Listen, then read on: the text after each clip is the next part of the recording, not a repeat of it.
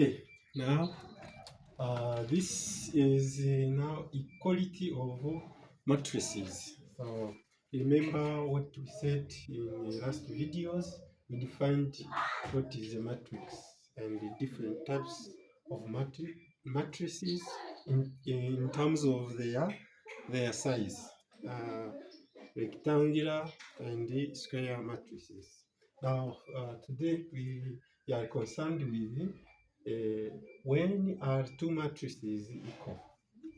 So let us start with this activity, learning activity 112. Consider the following situations.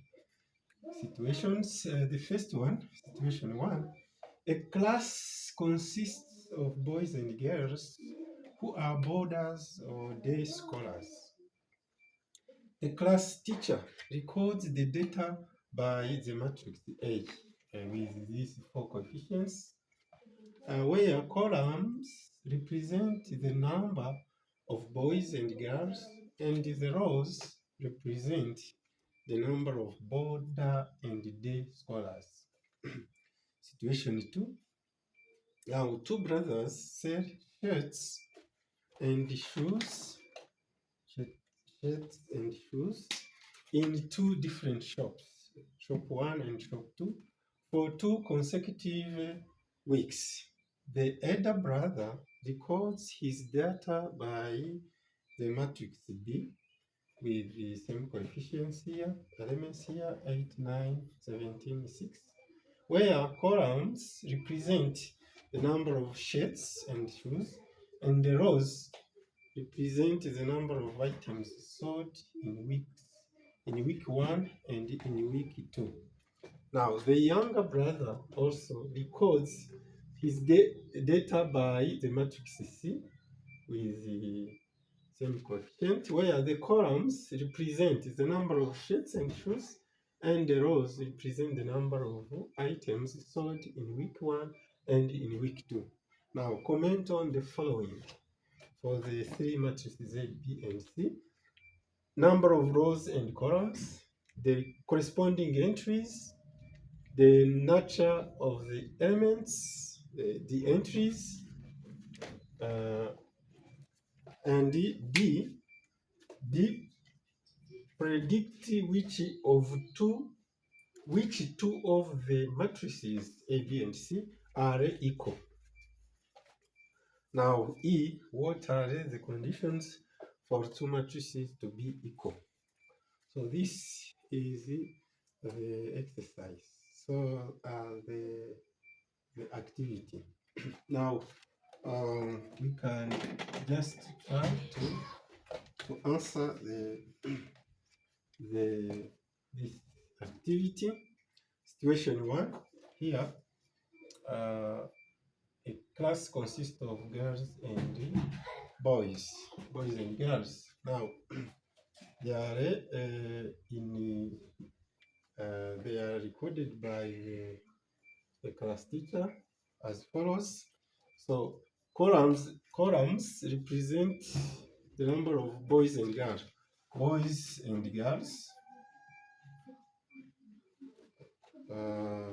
respectively, and the rows represent the number of boarder and day scholars.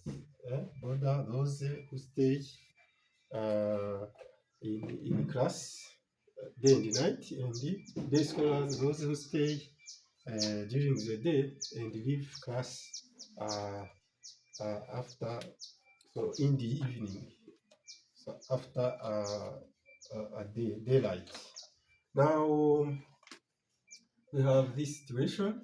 This is for boys and girls, but this column is for boarders scholars. This column is for day scholars. Number of boarders and day scholars. So this is for day scholars. This column, because this row is for boarders scholars and day scholars. Okay. Now Second situation, now we have two brothers. Two brothers, there is the elder brother and the young brother. Now here is how they are very coded the items in two shops. Two brothers sell shirts and shoes. Two items, shirt and shoes, shirts and shoes in two different shops, 1 and 2, for 2 consecutive weeks. The elder brother records his data by matrix B, where columns represent number of shirts and shoes, and the rows represent the number of items sold week 1 and in week 2. So the younger brother also, in a similar manner, column represents the number of shirts and shoes, and the rows represent number of items sold in week 1 and in week 2. So this is week 1 and week 2. Actually, this is what was sold in the first week, as well as here, week 1 in the first column and week 2, second column. Okay, now question is for these three matrices, A, B, and C. So what is the number of rows and the column? They all have the same number of rows and the same number of columns. Actually, the coefficients are also the same, because at the first